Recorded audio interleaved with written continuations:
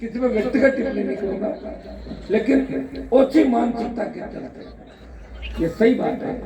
अब की बार 5 साल ये प्रदेश की कानून व्यवस्था वेंटिलेटर पे थी, हमारी बहन बेटियां सुरक्षित नहीं थी, किसान के बेटों के आए दिन हत्याएं हो रही थी, दलितों पर अत्याचार हो रहे थे, राजस्थान इंतजार कर रहा था कि कौन इनको बचाएगा।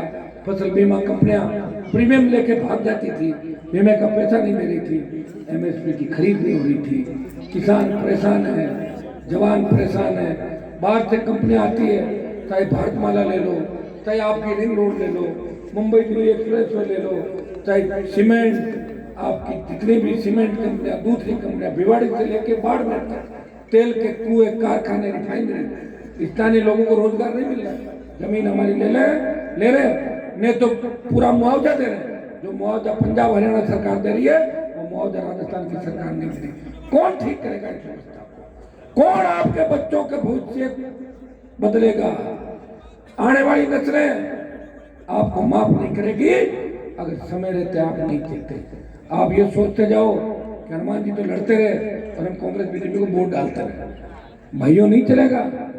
मैं आपको एक बात और कहना चाहूंगा, हमारे प्रत्याशी मजबूत है, लेकिन कांग्रेस और भारतीय जनता पार्टी के प्रत्याशी बहुत पैसा, बीजेपी के प्रत्याशियों को तो पैसा दिल्ली से खा रहा है, और कांग्रेस का पैसा खुद का पैसा, लूट का पैसा, और उस समय जब सरकार गिरा रहे थे तो वो पैसा भी इकट्ठा कर रहे थे, तो सारा पैसा वो खर्च करना करके और वोट को खरीदना चाहिए, वोट को बेचना नहीं है। अगर वोट ही बेच दिया तो फिर जीवन किस काम का? एक काम करना, अगर किसका मन हो कि कांग्रेस वाले से डीजल भरवाना है और बीजेपी वाले से डीजल भरवाना और अच्छा चाय नाश्ता करके आ जाना, कोई पाप नहीं है। क्योंकि कांग्रेस और बीजेपी ने 70 साल आपको धोखा दिया, 4 दिन आप भी धोखा देते, कोई पाप नहीं। बता रहा हूँ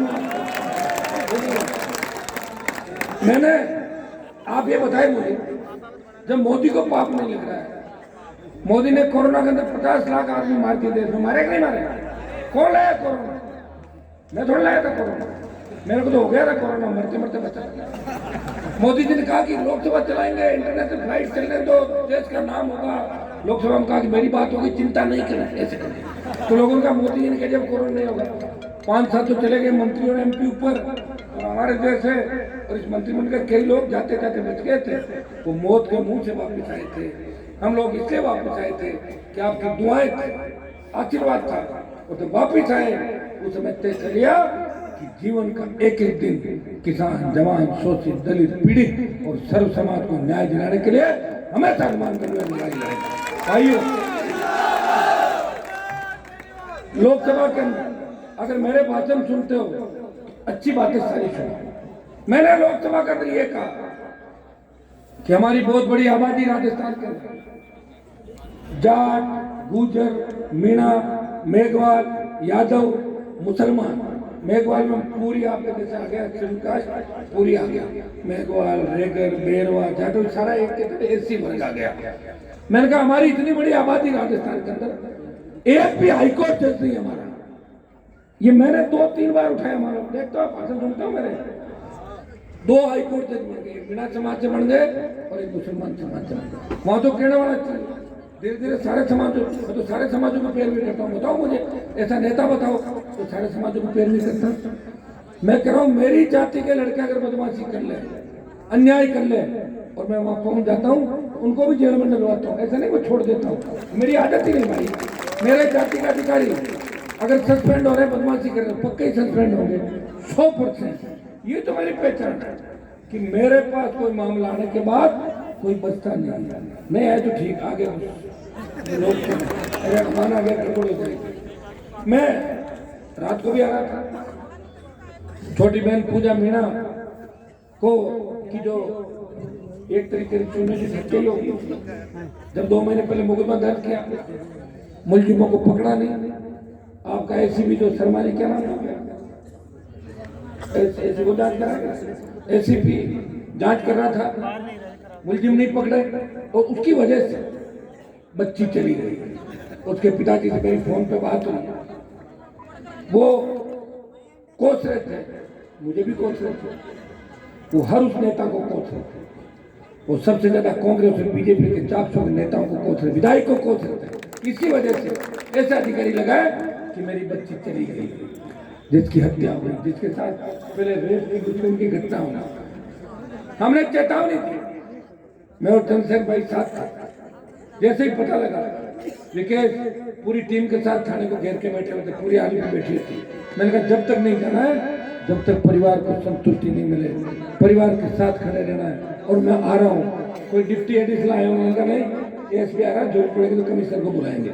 एसपी आ गया था, रात को की बात हो गई थी। 2 दिन का अल्टीमेटम हमने दिया, 2 दिन में मुलजिम नहीं पकड़े और एसीपी को नहीं हटाया, इस पर कार्रवाई नहीं की तो कमिश्नरेट की तालाबंदी करेंगे जयपुर के अंदर। ये हमने आह्वान किया था। सरकार को मुलजिम पकड़ने होंगे। अगर सरकार चैन से सोना चाहती है, कमिश्नर साहब अगर नींद लेना चाहते हैं आराम से, तो मुलजिम को शीघ्र पकड़ लो, नहीं तो पूरी रात आंखों में सोजन आ जाएगी, नींद नहीं आएगी, हम बैठेंगे। ये मैं सरकार को चेतावनी दे रहा हूँ। भाइयों, मेरे पास सबसे ज्यादा जवान है, जवान जिधर चलते हैं उधर ही जमानत करता है। उठो, अपनी ताकत को पहचानो। इस बार का वोट अगर किसी को लगे कि हम तो विकेश को नहीं देंगे, मुझे दे दो, मैं खड़ा होना चाहता हूँ। और किसी को लगे हनुमान को नहीं देंगे तो चंद्रशेखर आजाद को दे दो, हम तीनों तो खड़े हैं। अब एक तो पसंद आएगा कोई न कोई तीनों में से। और आपकी पूर्व एमएलए बहन प्रमिला कुंडार भी ज्वाइन कर ली, करी नहीं करी, उन्होंने बहुत लड़ाई लड़ी, मेरे साथ विधायक थी। और जिला पार्षद हमारे सुरेंद्र जी भी कांग्रेस छोड़ के, बीजेपी छोड़ के और हमारे साथ आइए। सुरेंद्र जी आओ।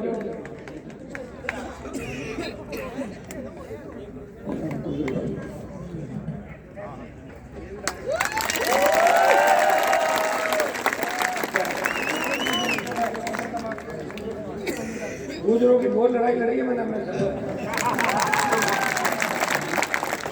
अब की बार वोट टिकट दिए मैंने गुजरों को, एमएलए बन रहे 3-4 मेरी पार्टी से। आ जाओ, छोड़ दो सारे बीजेपी, आ जाओ।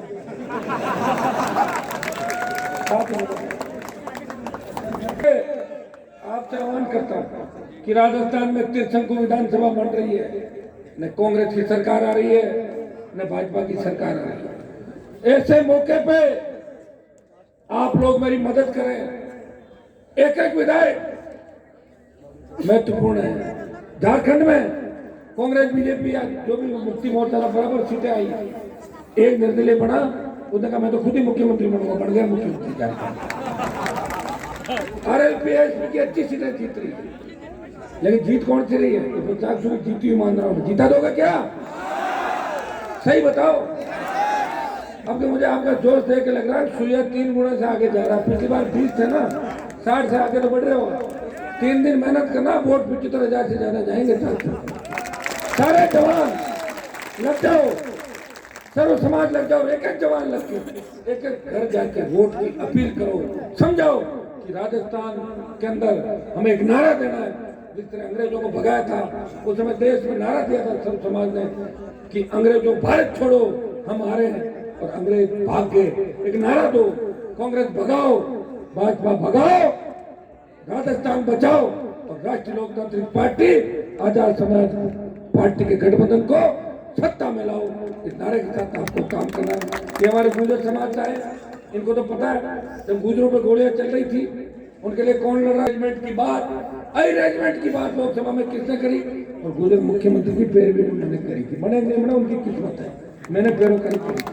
और मैं सबको एक समान मानता हूँ। मेरे भाई है सारे जो किसान है, तो शोषित पीड़ित दलित तबका है, वो सब भाई है हमारे, और उनके आशीर्वाद और संघर्ष से ही मुझे यह मुकाम हासिल हुआ। और मैं आपको विश्वास दिलाता हूँ, बहुत से नए नेता हर समाज के राजस्थान में तैयार करेंगे, ये मैं आपको विश्वास दिलाता हूँ।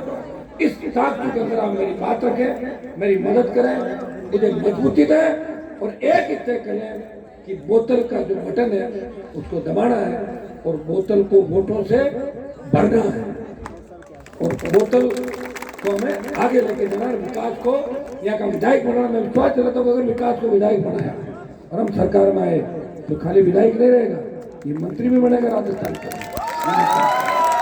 चाकचू का विकास होगा और चाकचू केड़ा को तो कमिश्नरेट के अंदर है, लेकिन गांव में विकास नहीं। मैं सोच रहा था कि गांव भी ऐसे चमकेंगे जैसे जयपुर शहर की सड़कें कमिश्नरेट की चमक गई। ये मैं आपको करता हूँ। बहुत बहुत आपको धन्यवाद। जय हिंद। बोले बालाजी महाराज की जय, तेजाजी महाराज की जय, देवनारायण भगवान की जय, बोले रामसा पीर की जय। एक नारा हो दो, जय भीम, जय भीम। RLPS गठबंधन जिंदाबाद, जिंदाबाद, जिंदाबाद। विकास खोलिया जिंदाबाद।